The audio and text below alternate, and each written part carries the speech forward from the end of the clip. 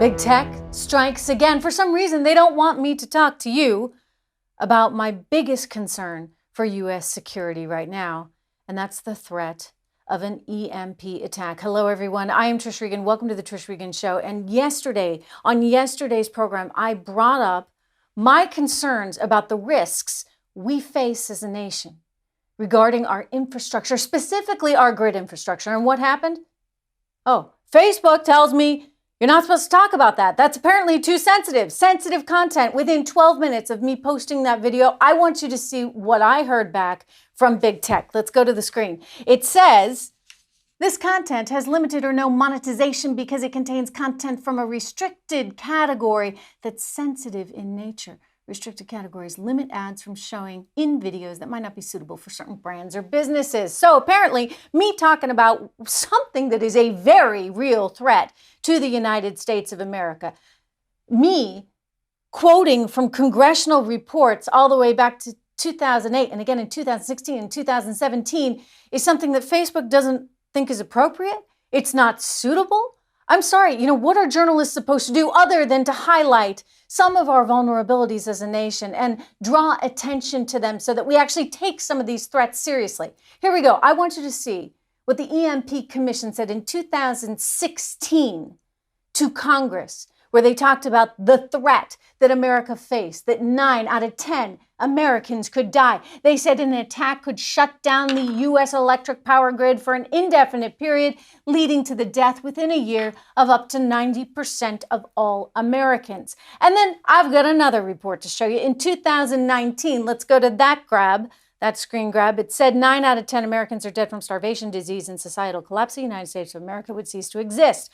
This is their report. This is their warning. This is information that is available to the public and that you deserve to see. And I am here to discuss with you because it's important, because this is news. And when you see a pipeline that transports 45% of all oil, all fuel to the Northeast, spanning 5,500 miles from Texas to New Jersey, when you see a pipeline getting shut down because of a cyber attack, a ransomware attack, you can't help, if you're someone like me and you've done a lot of reporting on the EMP threat, you can't help but think about what is the vulnerability, not just of some key infrastructure projects, but of our grid itself. And why aren't we putting more money into updating the grid? We're talking about all this infrastructure spending. I'd like to see some infrastructure spending devoted to protecting us against cyber threats. Right now, the administration says, oh, well, this is just a business problem, right? This is something that businesses have to worry about. And it's kind of just a private sector issue. I'm sorry. No. I'm all for the private sector taking responsibility. Don't get me wrong. But I also want our government to be there to protect us from these kinds of cyber attacks. This is what we depend on our Department of Defense for. This is what we depend on our government for. And I'm not citing any particular administration. I mean, you can go, as I said, all the way back to 2008 to find evidence of growing concerns about these threats. So our government needs to step up to the plate, needs to actually do something to protect us going forward. And you know what? I'm going to keep talking about this. I don't care if they demonetize me. I will keep on talking about this. It is, yes, it's sensitive. Yes, I don't like thinking about it. It's a horrific thing to think about. But you know what? This is a page for adults that care about policy, that care about our economy, that care about our markets, that care about geopolitical issues, and care about our future. And we ought to be brave enough to handle truth. And the truth is, right now, we are vulnerable, and we need to fix that. This is a very new kind of warfare, and we need to be equipped to handle it. Okay, coming up, we're going to talk a little bit about the economy because I am seeing all kinds of gas lines. People waiting in line for an hour and a half and then the gas station being out of gas. Gosh, it kind of feels like the 1970s all over again. We're heading back to the future next. Well, gosh, it hasn't even been 4 months, and Joe Biden, he's kind of really bringing us back to those Jimmy Carter days already, huh? 1970s all over again. This is what you call back to the future, and it ain't pretty. Gas lines out, around the corner, much like what we saw in the 1970s. I was just a little kid, but you remember that? You remember that when we had all those cars lined up and you had to go on a certain day and could only get so much gasoline? This is possibly what we're dealing with again. Already you saw businesses with lines, gas stations with lines around the block as people lined up to try and get this. In many cases, they ran out by the time people got there. And it's all because of the Colonial Pipeline shutdown. Something that I believe, if our government were more proactive about making sure we had the proper kind of cybersecurity, we would not be at risk from groups like DarkSide, which is said to be straight out of Russia. DarkSide, which the Russians, even though they may not have any direct involvement with this, are harboring effectively. And so we need to be protecting ourselves against this. But, I look at this economy right now and I see increasingly high unemployment. I see inflation for food and energy prices. We're going to get another read on that on Wednesday. And you better believe food prices are going up. Energy prices are going up. These are the things that people consume, right? Housing prices are going up.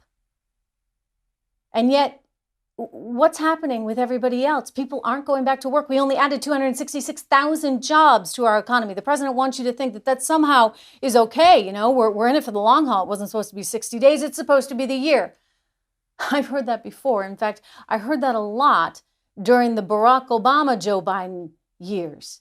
For 8 years, right? Things were going to get better at some point in time, except that they never did. Why? Bad policy. Bad policy has a direct translation to bad results. In this case, we're looking at policy that has affected so many people that might have otherwise been seeking jobs, in part because Uncle Joe's made it pretty attractive to stay home on the couch, right? $300 from Uncle Joe, and then maybe another $200-300 from your local government.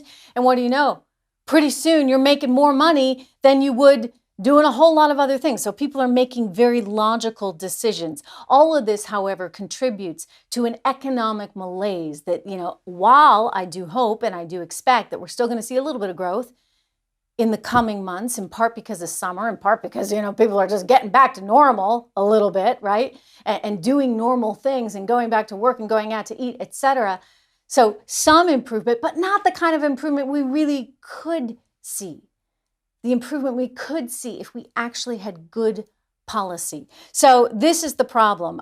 It really does feel like 1970s. And look, Jimmy Carter, he had a picture the other day with Jimmy Carter. And it's taking on kind of a new significance, I would say, in this moment in time. Coming up, we got to talk a little bit about the immigration issue because 21,000 children are now being housed by U.S. authorities. And somehow that just doesn't seem right, does it? Don't go anywhere. I'll be right back.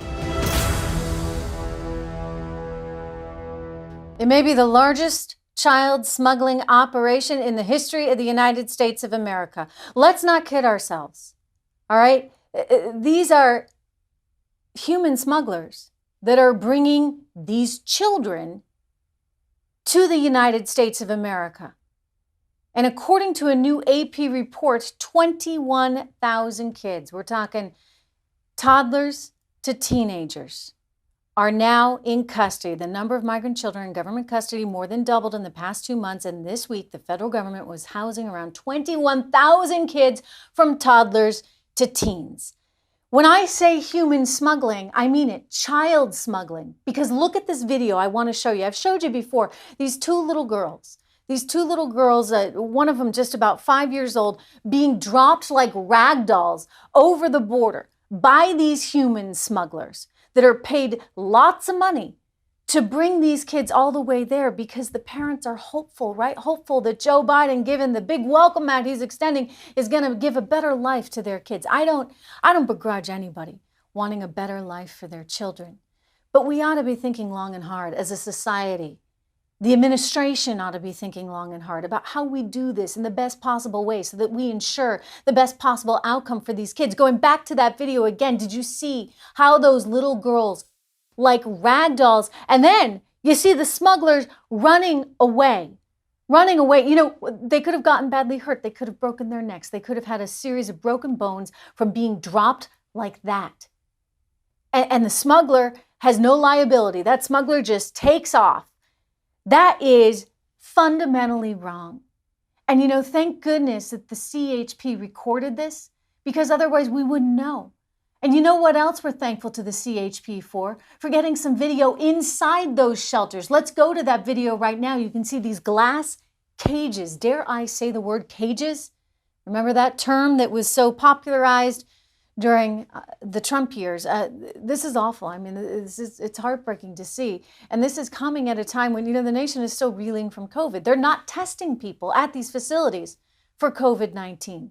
They're packing them into these glass cages, children that are left there now, 21,000 of them. It is so wrong on every single level. Selfishly, as Americans, we need to think about what this means for us, what it means for our communities, what it means in terms of our liability. Can we afford to take all these people in?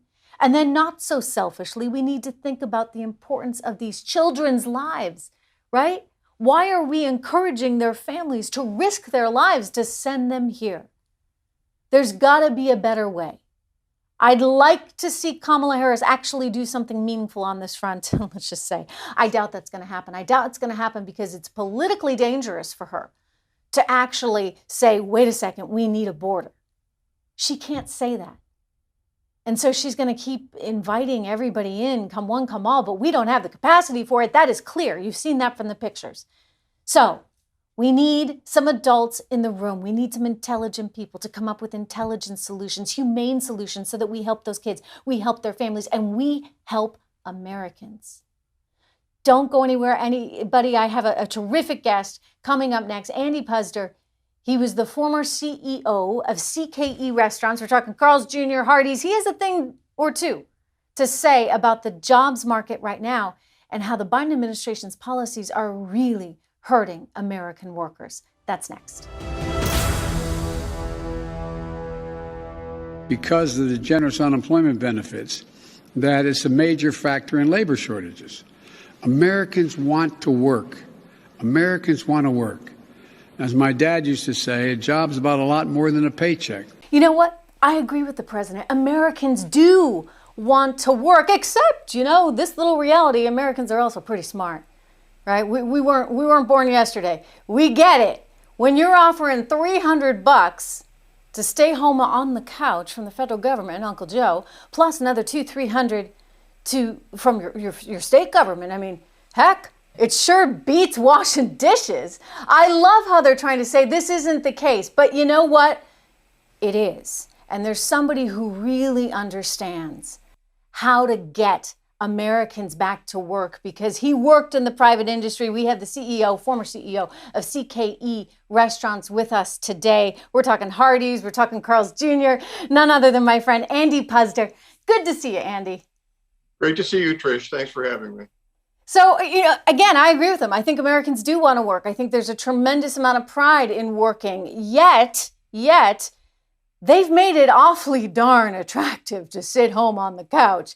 And a lot of these jobs right now in America, they don't pay that well. You ran a lot of fast food chains. These jobs, in comparison to what the government's offering, may not make a lot of sense for people. How do you think the policy the Biden administration has put into place is actually affecting America's workforce?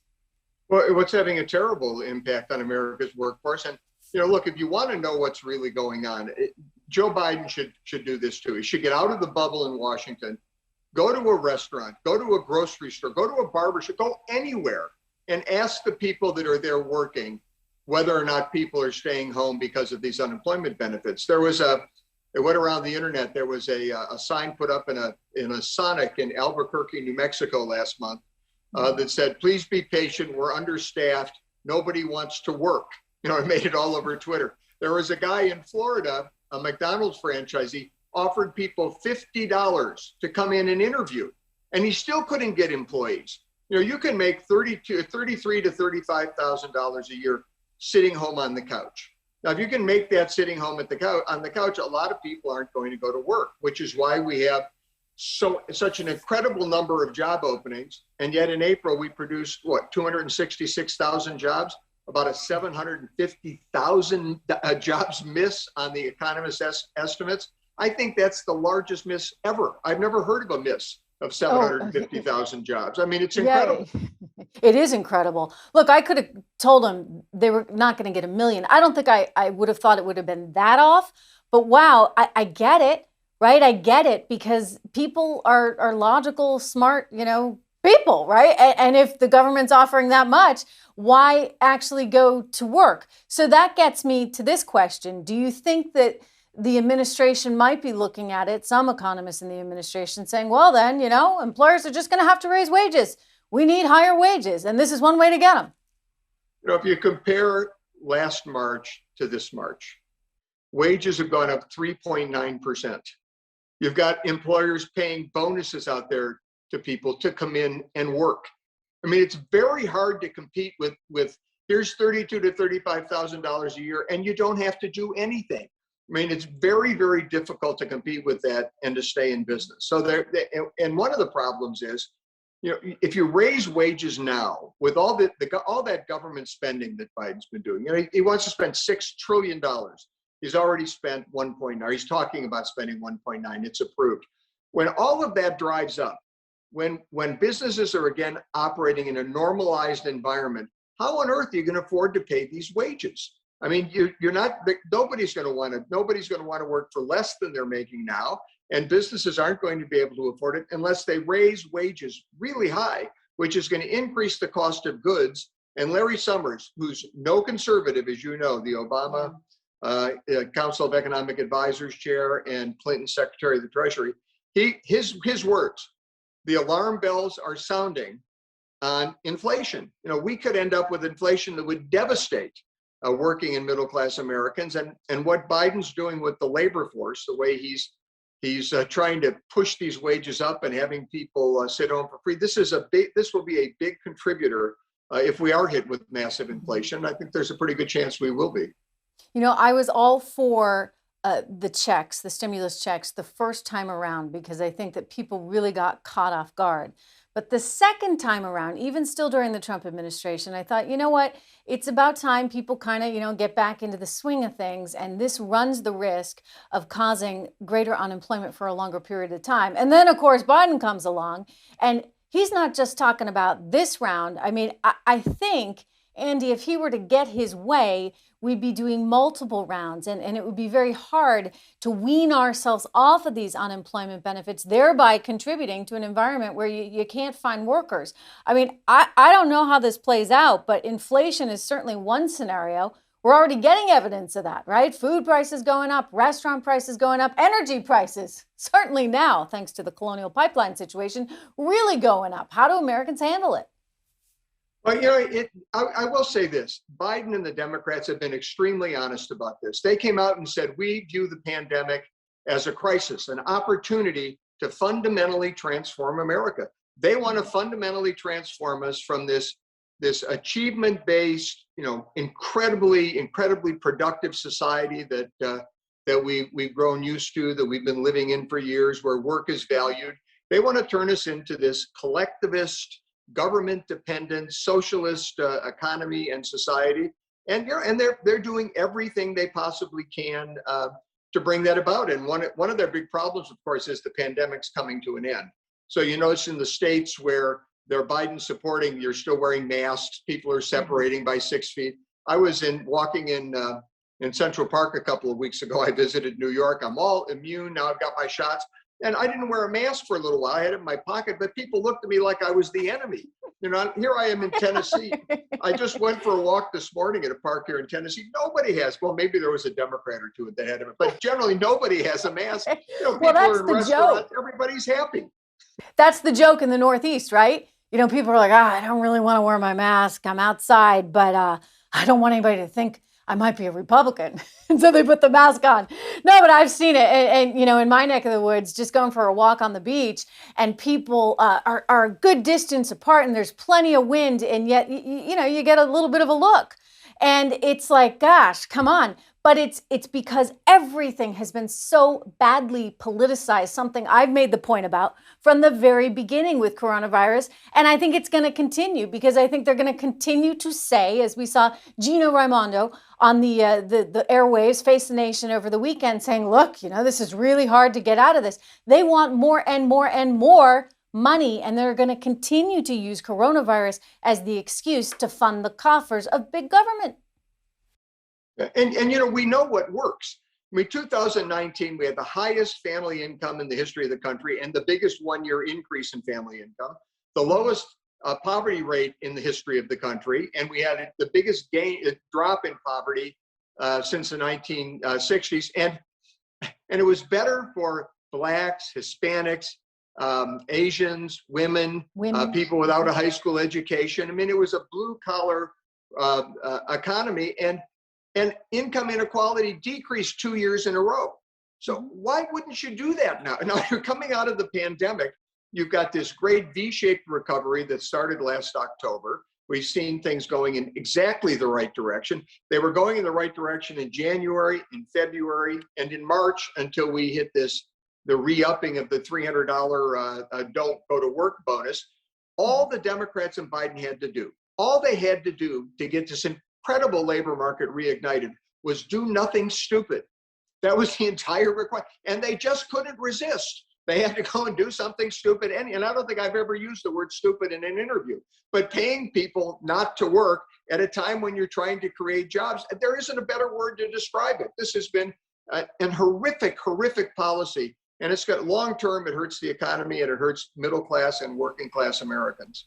So which is it really about, though? I mean, sometimes I can't help but be a little bit cynical because I know the politics of the situation. And I say to myself, is this really about them trying to create an addicted population, people that are addicted to big government spending and are reliant on the government so they'll continue to go back and vote for the Democrats? Or is this just a fundamental difference of view, right? They want to adapt a more European style. Or maybe, we could split the difference and say it's a little bit of both. But I'm curious to know your take on this, because I feel like they're trying to get people sort of on the hook, right? If you vote for Joe, you're going to get this. I don't think rationally you can conclude that they think this is good economic policy. I mean, they could look at the Obama administration. Remember the big stimulus we were going to pass? Mm-hmm. Unemployment would never go above 8%, just passed our stimulus. They passed the stimulus, unemployment went to 8% that month, went up to 10%, and didn't dip below 8% for 43 months. GDP growth, they were predicting would be 4% plus in 2012, 13, and 14. It never even hit 3%, let alone 4% plus. You can look at what happened during the Obama administration, where unemployment just went down because labor participation went down, not because you had a tremendous number of people working, as you did in the Trump years, where labor participation went up while unemployment went down. Like 2019, what an incredible year. As I said, we set all those records on family income and poverty and income inequality. We also had every month, the unemployment rate was lower than the CBO said it would be if we had full employment. We're below. Isn't that amazing? And we're still adding jobs. So you know what works.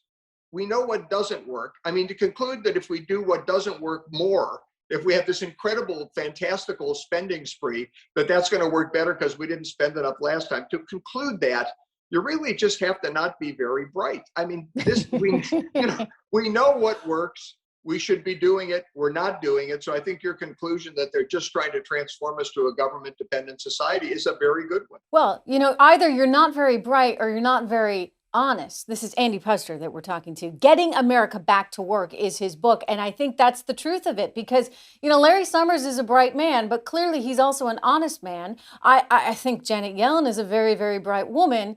She clearly has a whole different sort of view of where we should be than even a Summers example. But Larry Summers is the only sort of one on the left right now, and he's really stood up for policies, economic policies on the left throughout his career as Treasury Secretary to Clinton and as head of the NEC, National Economic Council for Barack Obama.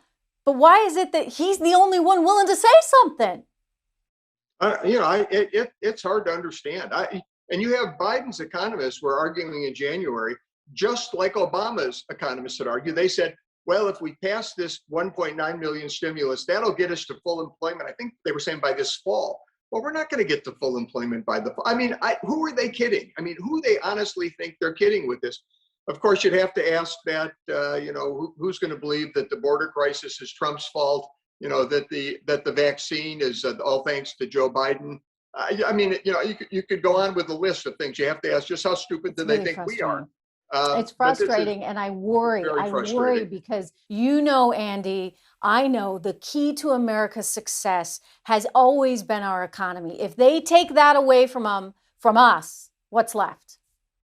Yeah, if you kill the economy, you kill who we are as a free people. Ronald Reagan was very, very clear about that. Gave a great speech in 1977 at Hillsdale College for anybody who wants to go back and see what he was saying 43 years ago.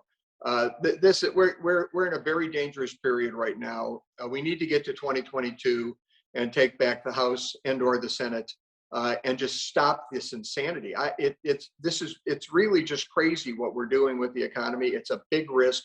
And again, rich people aren't going to get hurt by this. Interest rates are low.